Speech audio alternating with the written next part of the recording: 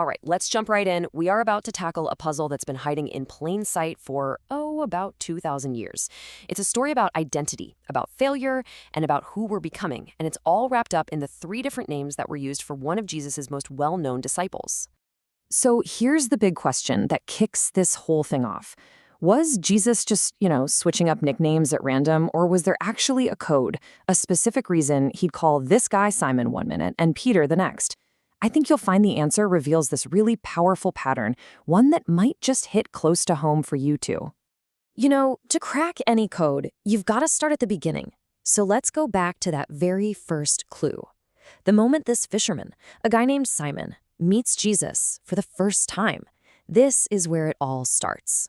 And bam, there it is, right out of the gate. Jesus looks at him and says, "You are Simon, but you shall be called Cephas." It's incredible, isn't it? From their very first conversation, Jesus is already speaking a new identity over him. He sees who he is right now, but he immediately calls out who he's going to become.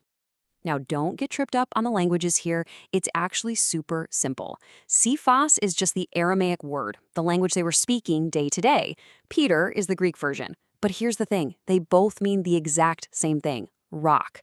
So this isn't just a friendly nickname. Jesus is literally renaming him the Rock. But that initial promise, that new name, it wasn't just a one-and-done thing. Fast forward a bit, and this name Peter shows up again in a huge, huge way. It goes from being a promise about the future to a statement about his reality right now. And this right here is that moment. After Peter makes this incredible declaration of faith, Jesus doesn't say, "One day you'll be the rock." No, he looks him in the eye and says, "You are Peter." Do you feel the weight of that? It's not about potential anymore. It's a declaration of who he is right then and there. Okay, so this brings up a really important question. If he's Peter now, why does the name Simon keep popping up? Was this like when Abram became Abraham, where the old name was just retired for good? Or is something else going on here? Well, when you actually compare the famous name changes in the Bible, you see Peter's situation is totally unique. See, with Abraham, the old name was gone. With Saul, he just started using his Roman name, Paul. It wasn't really a divine renaming. But with Peter, the name is from God, it's prophetic, but the old name, Simon, is never thrown away. It's still used. And that, my friends, is the key to the whole puzzle. And here it is. This is the aha moment. The names aren't random at all. It's a code. The name Jesus chooses to use is almost always a reflection of the spiritual state Peter is in at that exact moment.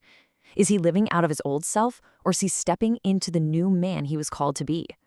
Let's break down this code. Jesus calls him Simon whenever he's speaking to his old nature, his humanity. Think about it. In the Garden of Gethsemane, when he's spiritually sleepy, it's Simon, are you sleeping? When a spiritual battle is coming, it's that urgent plea, Simon, Simon. And maybe most telling, after he denies Jesus, how does Jesus restore him? He goes right back to his original name. Simon, son of John, do you love me? He goes back to the man to heal him. But then, on the flip side, you have Peter. The name Peter comes out when his divine mission is front and center. It's what he's called when his identity as the rock is being declared. It's what he's called when he's being sent out with authority. It's used when his leadership is being highlighted. You could say it like this: Simon is the man, but Peter is the mission. And if you want to see this tension play out in real time, just look at Matthew 16. It's wild. In one moment, Peter has this divine revelation, and Jesus says, "You are Peter." It's this incredible spiritual high. But then, literally seconds later, he turns around and rebukes Jesus, and that impulsive, flawed Simon nature just comes roaring back.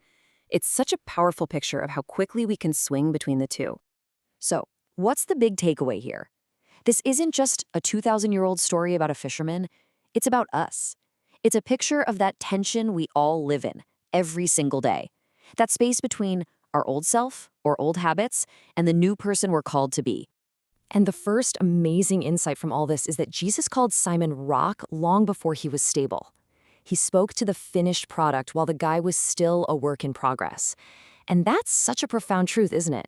Our calling is often spoken over us long before we feel like we're ready for it. And this, for me, is the most hopeful part of this whole story. After Simon's absolute worst moment, denying he even knew Jesus 3 times, the name Peter was never taken away. His failure did not disqualify him from his calling. So when your Simon moments happen, and believe me, they will, it doesn't cancel out the Peter that God is building in you. So we end with that powerful statement, "You are Peter."